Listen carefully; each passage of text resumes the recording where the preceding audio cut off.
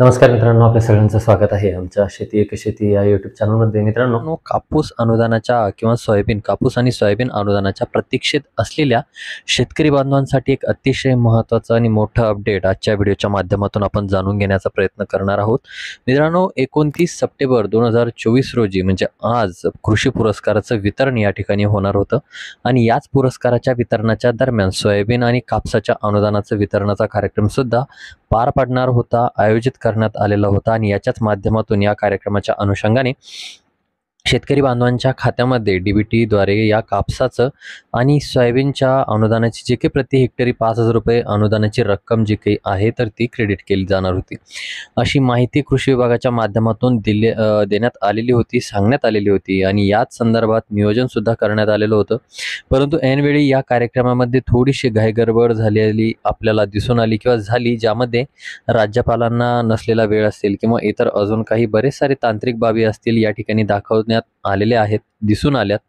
आणि याच पार्श्वभूमीवरती आता अनुदानाच्या संदर्भात नेमकं काय होणार, अनुदानाचं वितरण होणार का नाही होणार, आणि अनुदानाचं वितरण जर होणार तर कधी होणार, असे बरेच सारे प्रश्न या ठिकाणी आपल्या सर्वांच्या मनामध्ये या ठिकाणी निर्माण झालेले असतील.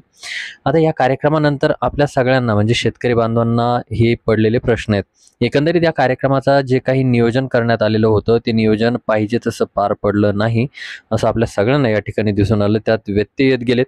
आणि याच कार्यक्रमाच्या दरम्यान अर्थमंत्री तथा उपमुख्यमंत्री यांच्या माध्यमातून राज्यातील जे काही पात्र असलेले शेतकरी बांधव असतील किंवा आहेत यांच्यापैकी 68 लाख शेतकऱ्यांची कागदपत्र या ठिकाणी मिळालेली असून त्याच्यापैकी जवळजवळ 63 लाख शेतकऱ्यांना या अनुदानाचं पहिल्या टप्प्यामध्ये वितरण केलं जाणार असल्याची माहिती सुद्धा देण्यात आलेली आहे.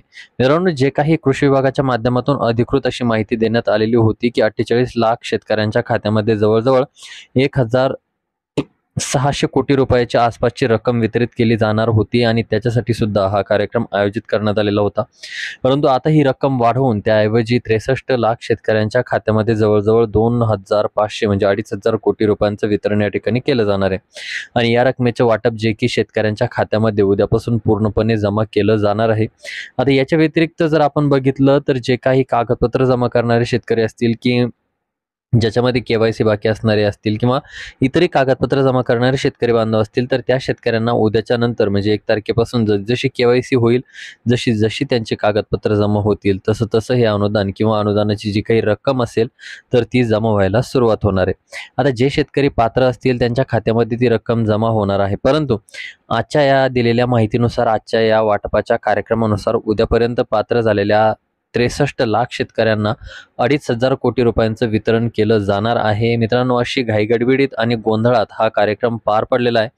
आणि कार्यक्रम तुम्ही नक्की अवश्य एकदा बघा, नेमकं काय झालेलं आहे तुम्हाला त्यावेळेस सगळं कळून जाईल.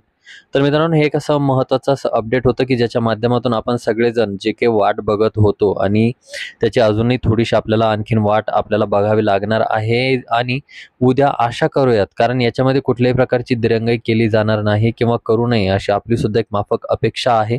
आणि आपल्या सगळ्यांची आणि त्या प्रकारचे निर्देश सुद्धा देण्यात आलेले आहेत. आता त्याचबरोबर सांगण्यात आलेलं होतं की आज ह्या अनुदानाचं वितरण म्हणजे 29 सप्टेंबरला या अनुदानाचं जे काही कृषी पुरस्काराचं वितरण होणार आहे, त्याचबरोबर या अनुदानाचं सुद्धा वितरण होणार आहे.